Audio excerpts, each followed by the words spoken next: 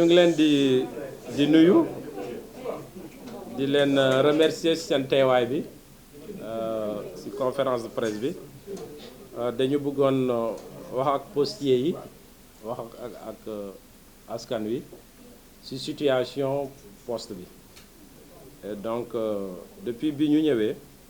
depuis bi ñu nommé au mois d'avril 2019 ñu ngi ci liggéey bi donc xam nañu liggéey fii ci poste depuis président de la République bi ñu confier la gestion de la poste ñu ngi ci waxtaan diisoo surtout ak postiers yi ba tënk liggéey ci plan stratégique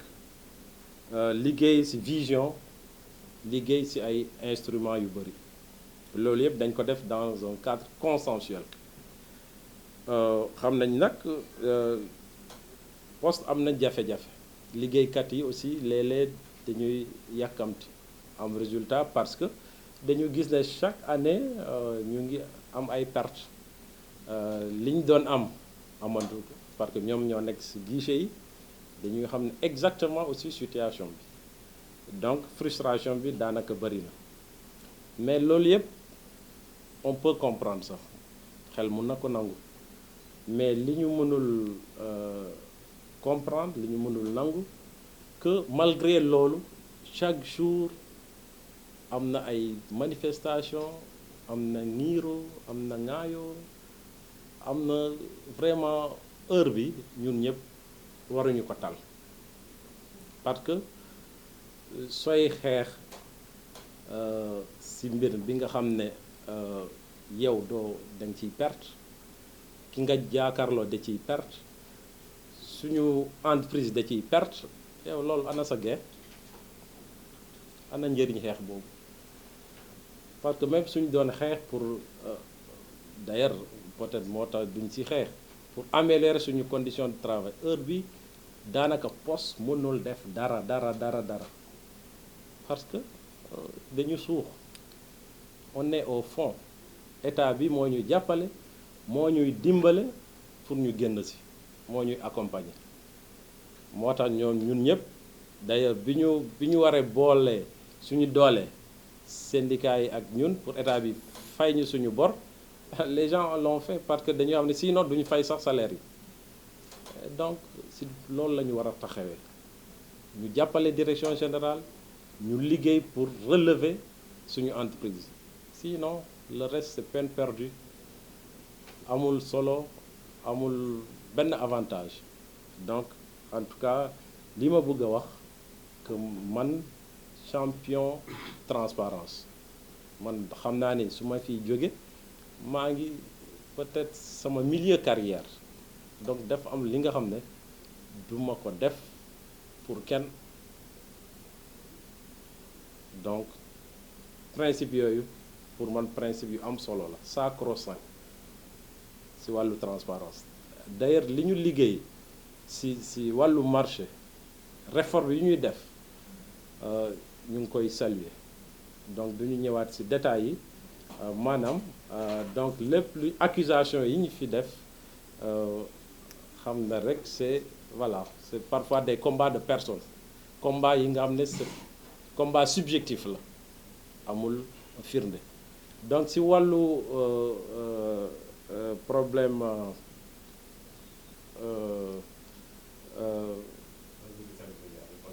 problème post-finance problème d'abord directeur bi ñu dàq dañu ko lié ak problème 1,5 milliard ma wax leen que poste entreprise bi nga xam ne ñaari filiale la am filiale EMS filiale post finance ñu nekk suma responsabilité en tant que directeur général donc ñooñu yëpp je suis le seul répondant devant la justice tous les jours chaque jour dañuy envoyer ay inspection dans l'année ren dañu envoyer plus de 250 inspections te chaque année problème détournement day am poste lu ñu ñaawlu la d'ailleurs chaque année day am benn ñaar ñett parfois plus ren nag bi ñu découvrir les 1,5 milliard je rappelle que man envoyé naa inspection centre ma envoyé inspection ci centre financier donc am nga 1,5 mille dafa bëri bi nga xam ne chaque jour ñu ngi wax amuñu xaalis ñu découvre loolu ça peut voilà ñëpp mun nañu jaaxle mais situation bi mooy que pratique boobu tant que amoon nañu xaalis nit ñi mën nañu fermer les yeux parce que situation bi dafa yàgg dañ doon jël sur eux ñu lebal xaalis ay travailleurs ay fournisseurs dañu def avance ñooñu suñu jotee seen salaire wala seen chèque ñu remboursé donc situation bi ñu toléré ko ba cette année ñu ne basta c'est fini parce que ñun ñëpp constaté nañu que dañu am problème xaalis donc nañu gérer de façon responsable affaire bi donc loolu jotewul dara ak fonctionnement entreprise bi tous les jours on change de directeur ça c'est récurrent on change souvent en fonction vraiment des objectifs et en fonction des niveaux de collaboration parce que ki ngay liggéeyal aussi da ngeen di war a déggoo su ngeen déggantewul moom déggoo ko tinoo ko faale woo ko mais du ngeen avancer ñi mën a ànd nañu ànd puisque y a tout le monde est compétent ñoom ñëpp benn école la ñu génn kon dañuy jàppale ñoom ñëpp compétent nañu soo mënul ànd ak kii liggéey ak kii nga jël moromam ngeen liggéey bu ngeen seen kii bi su nekkee benn ngeen ànd liggéey loolu vraiment amul luñ ci war a coow su dul bëgg coow rek. non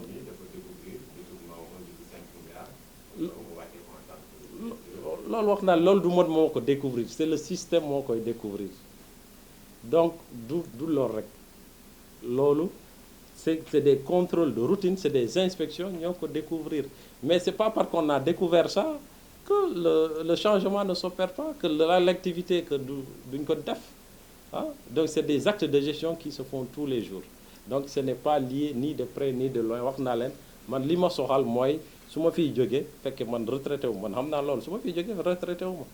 donc bëgg ma yóbbaale dans d'autres endroits wala feneen ay der bu yàqu loolu sanction yi ku jël xaalis poste mooy ki fiy liggéey travailleurs yi mooy fournisseur ñoom ñëpp te nañu fay jusqu'au dernier centime loolu c'est un principe loolu kenn du ko mun a déroger nii man tey nii directeur bi fi ñëw suba nii directeur yi fi passé et donc parce que c'est de l'argent public donc loolu jarul coow surtout léegi dossier bi c'est mu ngi justice kay ñun ñëpp dañu war a wóolu justice ñu ñëwaat toog liggéey dal c'est à cela qu'on appelle vraiment loolu la ñuy woote. monsieur le directeur bi ngay tàmbali tey kàddu nee nga kër gi di poste dafa suuf kër nag buy suuf suñu gaal xëy na borom gaal ga dina jéem a jël ay pexe ñu gis ne bi ngeen demee ci assemblée nationale ci vote budget bi sax am na benn député boo xam ne jot na laa digal yenn ci ay jéego yi ngeen war a def bokk na ci dugal xale yi nga xam ne ñoo yëngu ci wàllu càq-càq bi ngir que poste mën a yor yeneen prox ndol yoo xam ne dina ci mën a dugalee koppar waaye tamit fexe ba moderniser ko maanaam méngale ko ak xarala yu yees yi ba nga xam ne kër gi du daanu ana yan fexe nga fas yéene jël ci loolu. waaw jërëjëf donc si laajte boobu effectivement poste suñ ko sur le plan juridique bu dee yoon kese la ñun sax existé wuñu parce que sur le plan juridique dañu war a tëj suñu boutique yi waaw amatuñ parce que voilà donc mais état bi moo ñuy jàppale moo tax ñun ñëpp dañu war a coopérer ak état parce que moo tax ba léegi ñu mën a liggéey alors loolu su weesoo suñu produit traditionnel bi xam nga mooy courrier loolu xarale yu bees yi dañ ko rendre obsolète loolu mënuñu ci gagner lu bari parce que ñun ñëpp kenn du def pratiquement courrier wàññeeku na bu baax donc yooyu yëpp xayma nañ xam nañu vraiment il faut que ñu repositionner wu ñu indiwaat yeneen activité yeneen relais de croissance mais activité yooyu d'abord suñu liggéey traditionnel ba léegi am na état bi waxul ne léegi amatul donc am na parce que suñu mission service public la donte que dañuy perte mais ku nekk Fongolimbi suñu amee benn lettre Dakar dañ koy yóbbul ba Fongolimbi loolu mission service public la dañ koy def perte état bi mu ngi ciy jàppale ñun tamit ñu ngi liggéey pour rendre efficient loolu wax naa leen ren d'ailleurs du point de vue croissance daanaka li ñu am ren moo ëpp li ñu amoon daaw sur la même période donc ñu ngi def ay jéego mais du ñu yem foofu dañuy xool yeneen activités yu méngoo ak xarale yu bees yi pour ñu moderniser wu parce que poste daanaka on n'est pas très moderne moo tax ren ñu jënd plus de 1000 machines ordinateurs 1000 renforcer suñu parc informatique automatiser suñu file d'attente yi donc def organiser ay concours hackathon pour indi ay xalaat yu bees ay produits yu bees donc ñu ngi liggéey et ñu ngi liggéey aussi pour am banque postale benn banque bi nga xam ne c'est soit pour développer suñu service financier parce que loolu aussi daf ñu bloqué ñu ngi yoral nit ñi seen xaalis mais xam nga sénégalais dañu am projet mais mënuñu financer kenn parce que amuñu banque moo tax aussi suñu clients yu bari ñu ngi dem donc ñu ngi liggéey ci en tout cas ci instrument yooyu yëpp pour suqali poste. masse salariale poste day wax ci réew mi muy wax day fomante recrutement anarchique est-ce que personnel bi tamit loolu moo ko waral. waaw en tout cas suñu xoolee tey suñu besoin personnel méngoowul ak suñu am-am suñu koom-koom ren soo xoolee lu ñuy liggéey par année à peu près 8 milliards la suñu masse salariale mu ngi 18 milliards donc gap boobu c'est-à-dire ni ñuy dundee kuy c'est comme day mel ni dañuy leb xaalis pour dund donc au-dessus de nos moyens parce que tout simplement état bi mooy ñëw à notre secours et donc loolu nag à un moment donné dañuy épuiser suñu ressources yëpp donc dañu war a am benn taille bi nga xam ne moo méngoo ak suñu am-am suba suñu amee ay ressources nouvelles suñu amee mun nañu recruter mais effectivement suñu masse salariale suñu personnel ak suñu charge ak suñu produit vraiment am na fossé donc ala kulli haal soit tey wala suba avec la décision de l'État seen orientation il faut ñu xoolaat mbir mi donc il faut ñu gën a réorganiser suñu ressources humaines yi. waaw bu weesoo restructuration boobu ndax poste askan yu bëri jàpp nañu ne patrimoine la waruñu koo bàyyi mu nax saay est-ce que amul yeneen i pexe yoo xam ne dina gën a gaaw nga mu bañ a dee. waaw mais pexe mooy pexe yu ñu wax rek pour mu bañ a dee il faut nañu liggéey pour am activité yu bees yi nga xam ne daf ñuy jox développer suñu activité am yeneen relais de croissance loolu la donc diversifier aussi suñu produit yi mënuñu des rek ci suñu produit yu ñu amoon donc il faut ñu ut yeneen produit yu bees yi tirer suñu croissance donc ci loolu la ñuy liggéey et puis ñu développer suñu service financier ñu yóbbu ko banque ñu am ay ressources supplémentaires pour mun a def face à suñu charge yi. waaw directeur am na li nga waxoon sànq tamit ne coow li bëri na mu ngi yàq image yu entreprise bi te am na sa yenn collaborateurs yoo xam ne parfois dañuy exiger sa démission est-ce que yow en tant que directeur yaa ngi toog benn instant xalaat ne est-ce que comme coow li bëri na man lii kii na doy na xaaral ma démission. xam nga man dañ ma sant liggéey dañ ma jox mission te mission boobu xamoon naa ne difficulté yi bëri na c'est pas parce que ma dem ba ci biir ma gis difficulté yi bëri na que ma dem daw. Surtout que awma benn problème bi nga xam ne personnel man sama liggéey laay def mën na am ñeneen ñi comprendre loolu accompagnement wala ñu fustiger ko mais gis naa ñu bari aussi ñu ma ci encourager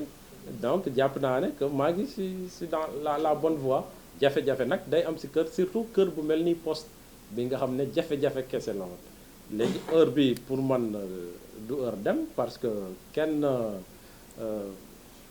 problème subjectif la tuumali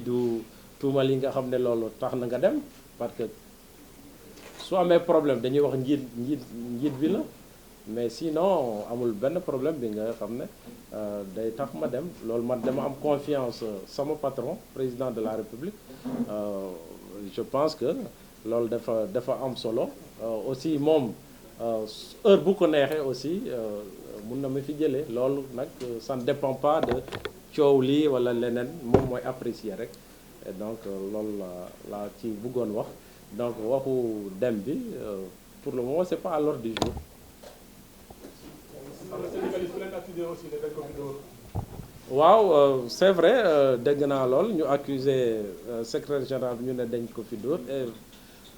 effectivement altercation am na coow li amoon na ñun bi ñu paree suñu conseil moom bi mu génnee d'ailleurs ñoo doon jiitle après moom mu génn ma dégg coow xeex am mais ma ne bon lii kay c'est pas xeex la woon xeex boobu nag moom gis na xam na ki mu xeexal ak ñi mu xeexal na leen dénoncer rek wax ñi diw ak diw la mais tuumal directeur général sori na loolu sori na foofu directeur général dóorul xeexul kon bu ñu ne man la d'abord directement am na ñi mu gis am na ñi mu xeexal na wax ñi diw ak diw la ñu régler seen problème mais li ma metti mooy li ñuy xeex ci biir poste problème violence bi ci poste commencé na am ay ampleur yow maa ngi koy ñaawlu te dinañ ci jël ay mesures violence yooyu nag du xeex kese parfois verbal bi nga xam ne day démotiver personnel bi da leen di tere liggéey loolu yëpp baaxul ci suñu entreprise dinañ ci jël ay mesures yu fortes ñu dañ koy appliquer aussi sans état d'âme quel que soit ñi ko sëkk loolu aussi c'est important c'est pas parce que ay syndicalistes la que kenn du leen wax dara waruñu xeex ci biir entreprise bi loolu ñu koy ñaawlu vraiment ah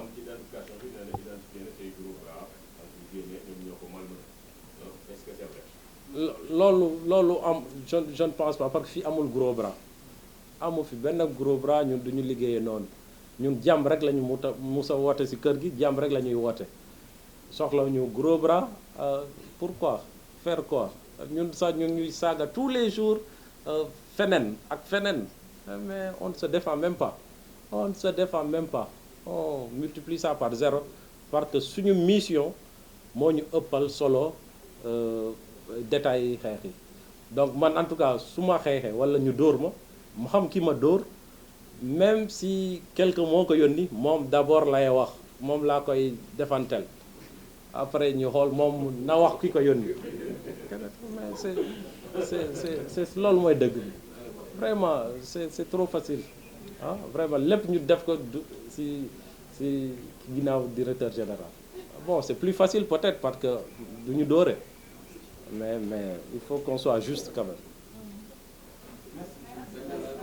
merci jërëjëf ñu ngi leen di remercier